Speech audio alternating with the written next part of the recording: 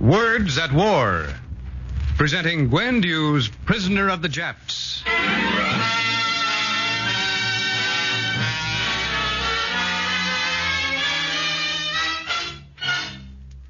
Hong Kong? What is Hong Kong, anyway? Hong Kong?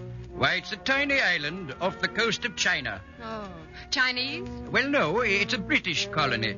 It's one of the most powerful outposts of the empire. Sorry to interrupt. Perhaps you have not heard of Japan's Greater East Asia co-prosperity sphere. Oh, we don't need to worry about that. Hong Kong's an impenetrable fortress. Has been for 100 years. But this is 1941. Hong Kong airport has been destroyed. All planes smashed.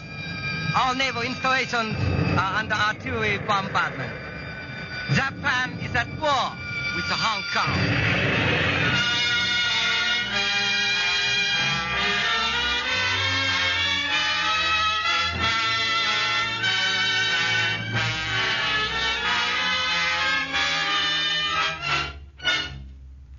Words at War. Tonight, the National Broadcasting Company, in cooperation with the Council on Books in Wartime, brings you another in its series of radio adaptations of important books of this war. Each week, selected episodes are dramatized from some of the most stirring of our war-inspired literature. Tonight, we hear the story of an American newspaper woman who happened to be in Hong Kong on the day the Japanese attacked. The book is Prisoner of the Japs. The author is Gwen Dew.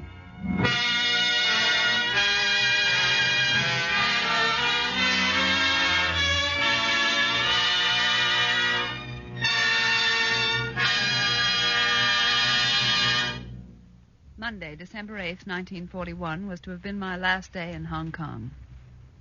I'd planned to take a plane that evening. From the airport, the Japanese smashed. I didn't want to leave Hong Kong. Something was going to happen there, and that's why I'd come in the first place, as correspondent for the Detroit News and Newsweek magazine. But that Monday, I was going to leave. No one left. Only those who died. The defenders of Hong Kong were pushed steadily back. The city was squeezed like a nut in the jaws of a nutcracker until the shell of it and the meat of it were mashed. It took the Japs 17 days to capture the Gibraltar of the East. I lived in a hotel, the Repulse Bay Hotel. I was there along with 200 other British and Americans, and a small garrison of soldiers. Take time for a cup of tea, soldier? I can't see you, so I don't know who you are. Just a second, miss. After I get this one. Maybe I got that one. Name's Arden, miss. I know you. I recognize your voice. I hope you got him. What difference would one more make? I ask you, what difference? You kill them, and they keep on coming. Please have some tea, Arden. Just a sip. Here, give me your hand. It's so dark in here, you might spill it. Careful. You got the cup? Got it. Thanks, miss. That tastes good. You women have been swell. Cleaning and scrubbing up the messes, feeding us. You sound so tired. I feel as if I was 90 years old. How old are you? 23. I used to wonder how I'd feel if I killed a man. I've been in the volunteer corps here a couple of years. But I've always been frightened that I'd be scared to kill someone. Now? Now, if I could personally kill every Japanese on this island, I'd be happy.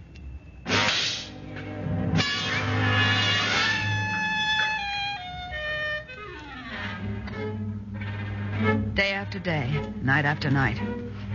At night, you couldn't sleep. There was only gunfire and terror. I used to almost pray for the light to come, even though it meant more horrible things would happen. In the morning, at least, you could lift the blackout curtains and look across the bay to the mainland, now held by the Japanese. On the 5th morning of the siege, in the early morning light, I saw... I could hardly believe it. A boat detach itself from the others and start for our side of the shore, toward Hong Kong. Machine guns began to bark. I thought some crazy fool was trying to escape from the Japs. I looked through the telephoto lens on my camera. On the bow of the boat, I could see a sign on a large white banner. It said, mission.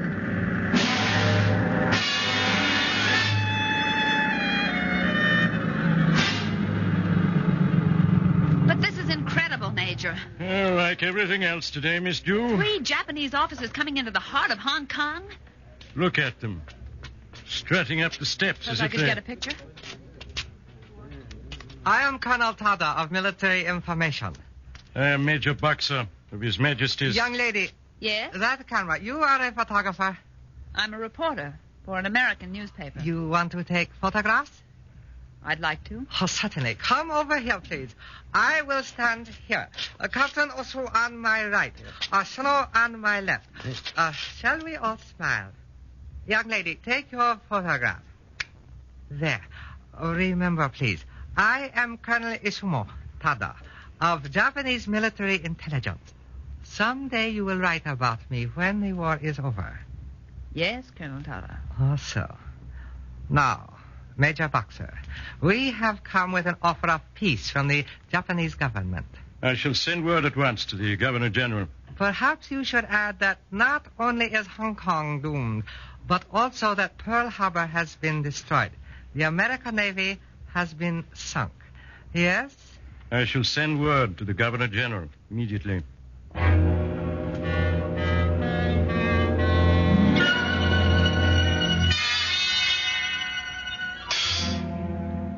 The answer, Colonel Tada, is no surrender. No surrender? Indeed. No surrender. You shall have until 4 o'clock this afternoon to change your minds. The war shall be resumed if we do not hear from your government. This is all then, I think. Come, Asano. Also, Major Boxer, you will order your men to withhold fire till 4 o'clock. Then, if we have heard no more from you, the war will go on. Good afternoon. Yo, pergi.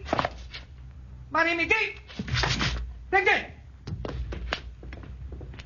I say, Major Stewart, if the war's got to go on, those chaps are in our hands. You could, you know, you could. Fire on them?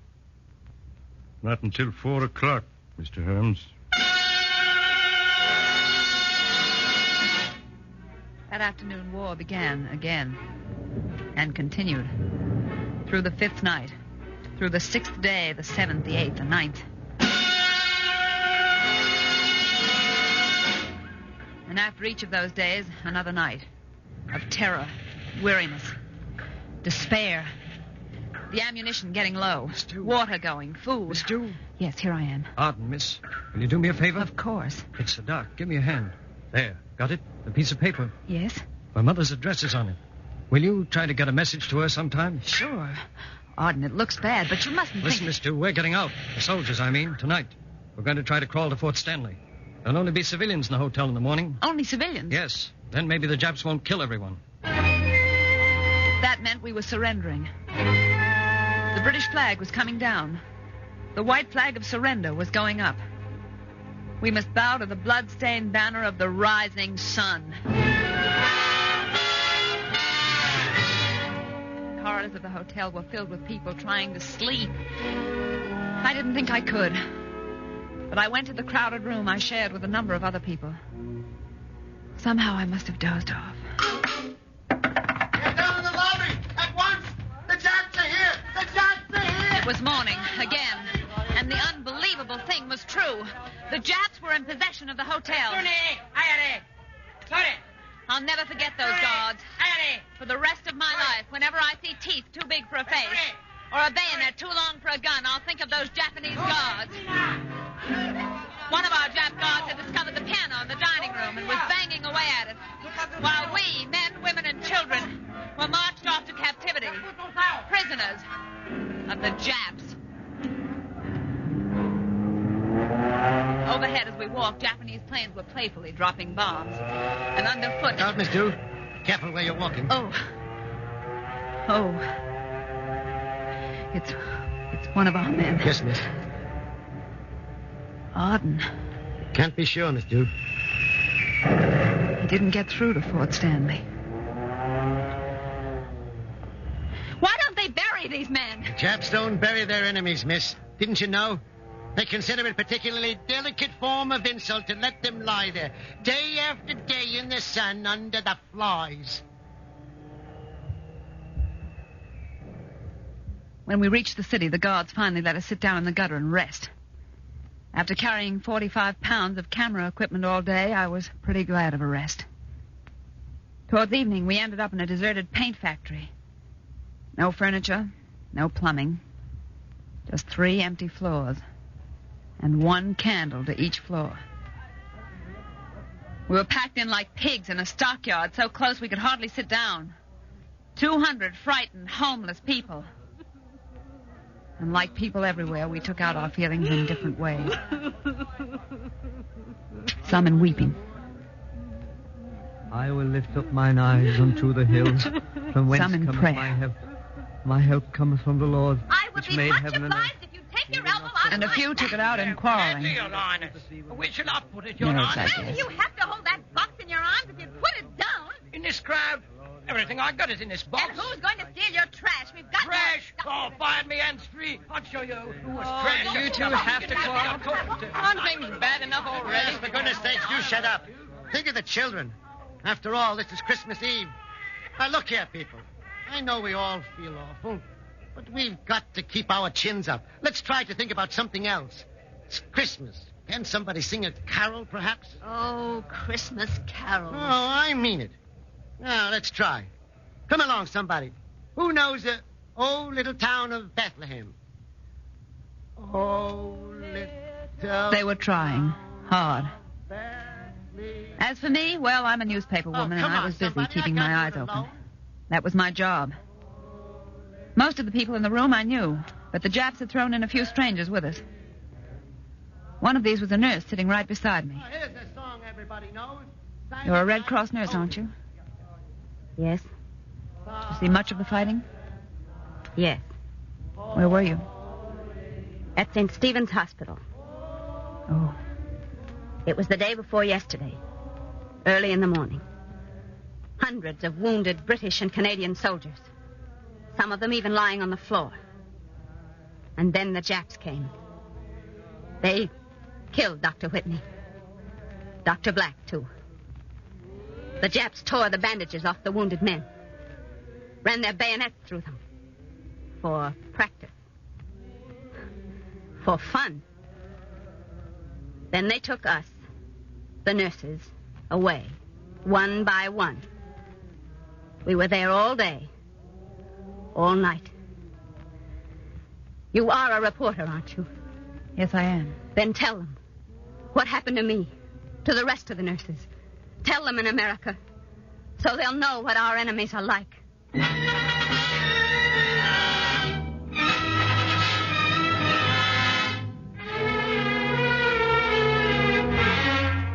Nothing to sleep on. Nothing but rice and water to eat. Life goes on.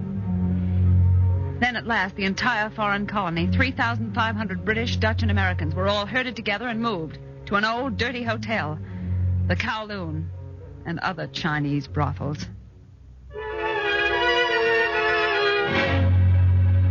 You are now prisoners of Japan. Any infringement of orders will be punished by death, according to military law.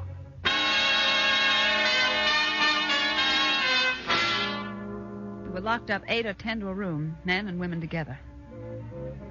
One day I was alone, trying to sleep. Suddenly I became conscious that someone was standing beside me. People who knew the Japanese had warned me never to show any fear, no matter what happened. So I just lay there on the floor and pretended to be asleep.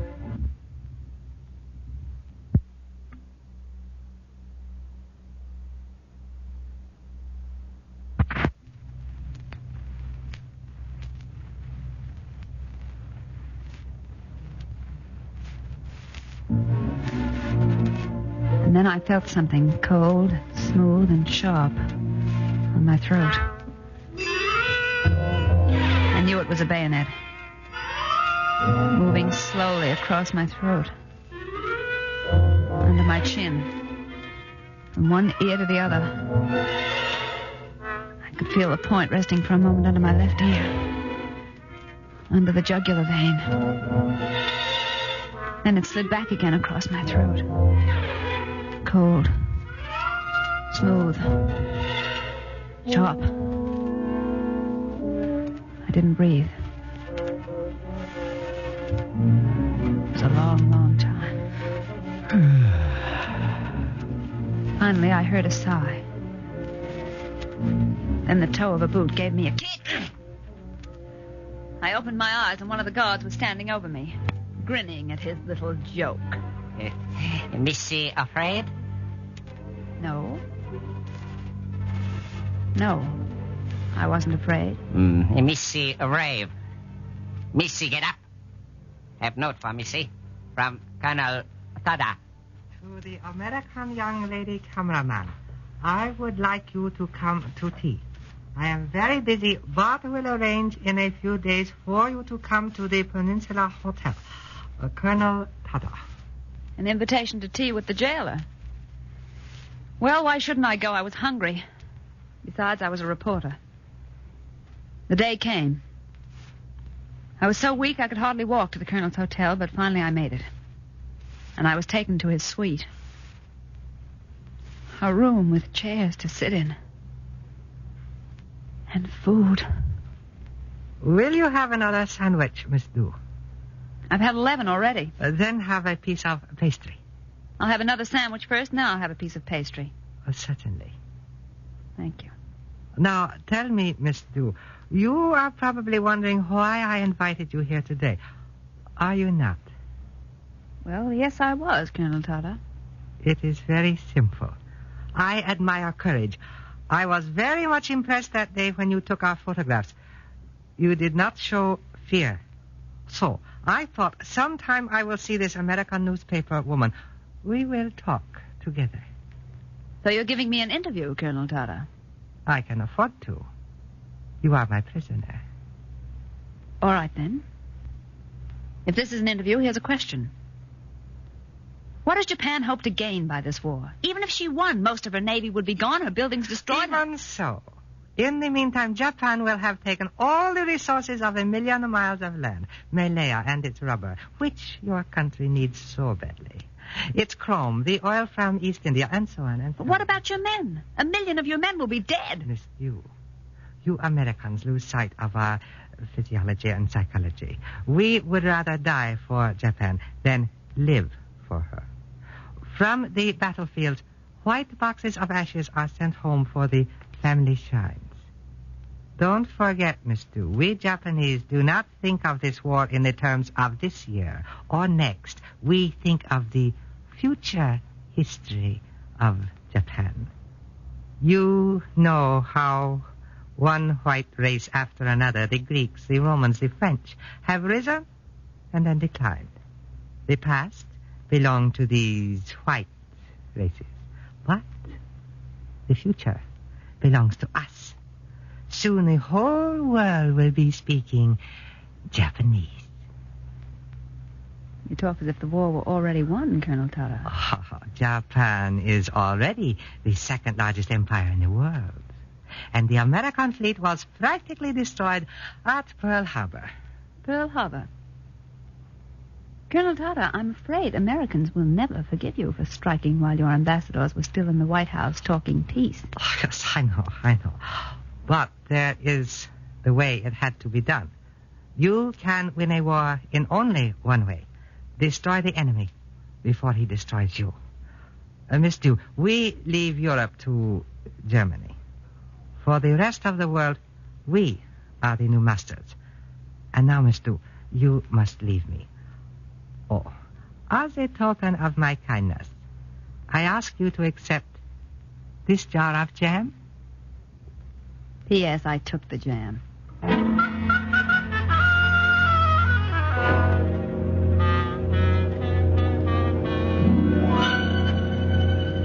I told you, Miss Du, you ought to leave. I told you. And you just kept saying there's going to be a war and you wanted to see the balloon go up. And it did, didn't it, Sergeant? The balloon went up all right. I just didn't think the blooming thing had come down. No, Miss Du. Tears from such as you. I am surprised, Miss Du. Now, we'll be all right. From the hotel, we were taken to a large internment camp.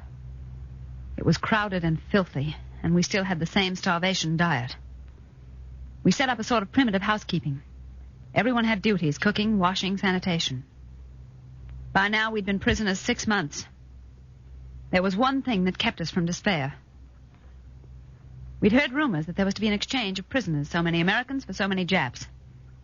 No one knew who the lucky ones were to be, but we all made plans. And in the meeting hall, someone had drawn a map of the Pacific on the wall, with our probable route home. We were weak, we were ill and homesick. But we tried to keep up our spirits.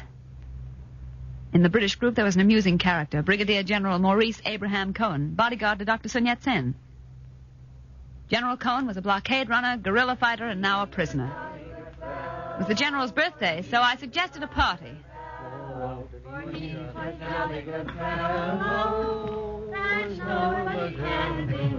A speech. Yeah, speech. Yeah. Ladies and gentlemen, I accept this party as a tribute to my charm and good looks. And I must admit, it's only my due. What with this rice and water diet, my figure now has the graceful curves of a picket fence. Right. But as we're paying tribute, there's the Reverend Dill Orman, for instance. Him and his sanitation squad have kept this filthy hole something like human. And of all the nasty jobs, I guess theirs takes the cake. Cake, did you say? What, that cake? That's right, General. Keep food out of this. You don't want to start a riot. My mistake. And then there's our dearest enemy, the kitchen squad, who, in spite of the hate we bear them, keep right on trying to find new ways to cook rice. 3 cheers for the kitchen squad. Hip, hip. Thanks. And last but not least is our indispensable friend, Mr. Arlington. It's safe to say that if Mr. Arlington didn't spend his days picking the livestock out of the rice, we'd all be dead of starvation by this time. So, ladies and gentlemen, I give you Mr. Arlington. Wait a minute. I've been waiting to bring out my surprise. I've had it hidden away for some special occasion. Look. A jar of something. A jar of jam. Blackberry jam. You mean it's a whole new jar of jam? Unopened? Unopened. We're going to open it now. See? Didn't I tell you it was a real party? Blackberry jam. Oh, Gwen, I know it's silly of me, but I think I'm going to cry. The door.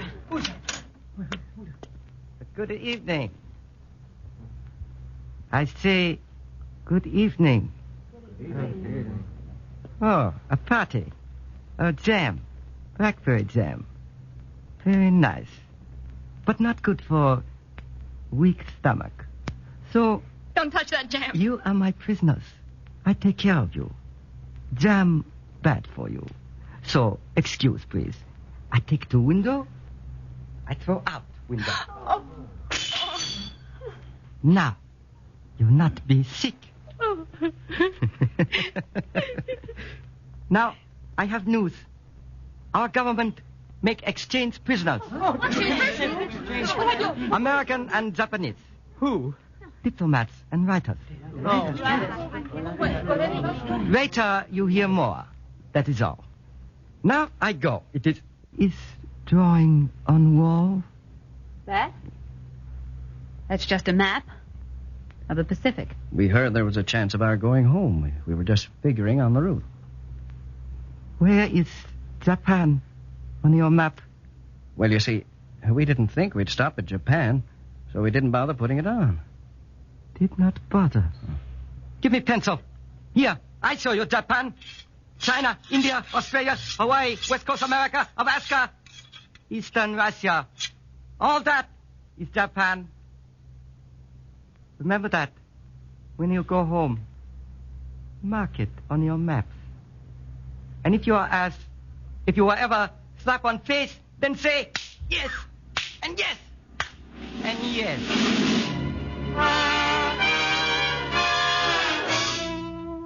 Well, we could bear anything now. We were going home.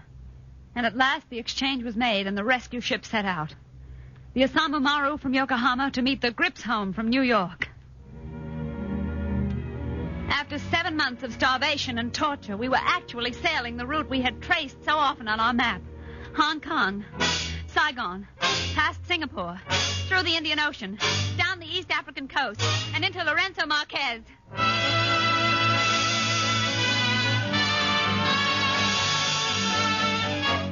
And as we drew into the harbor, we saw the Grips home waiting for us, the brave white crosses of protection standing out proudly on her decks. And coming out to meet us was a convoy of 12 boats, battered old hulks of tankers, freighters, tugs, a rusty, bedraggled crew. But flying from their masts, the most beautiful sight on earth, the Union Jack and the Stars and Stripes. And as they drew nearer, they joined in a chorus of welcome, a sound that lifted our hearts, the promise of victory and peace and freedom.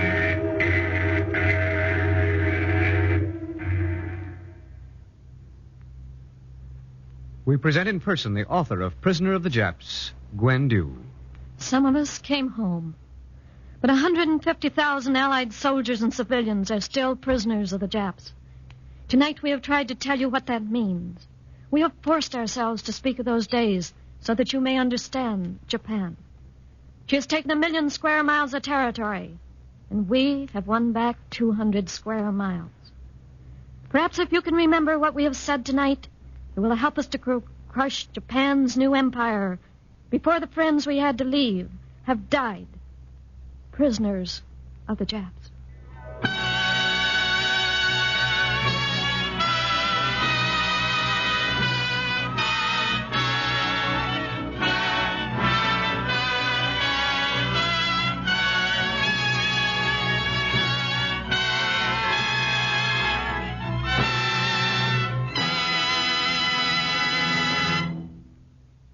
You have heard the 7th program of Words at War, a series based on the leading war books.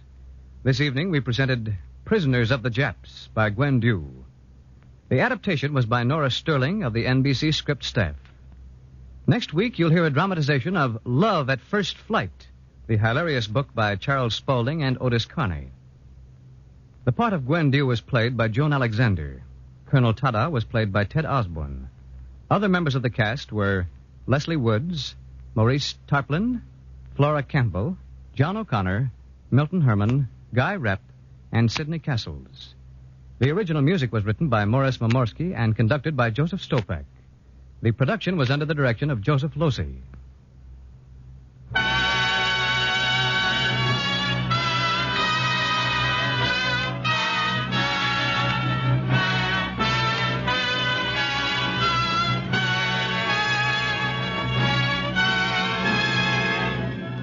This program has been presented in cooperation with the Council on Books in Wartime by the National Broadcasting Company and the independent radio stations associated with the NBC network. This program came to you from New York.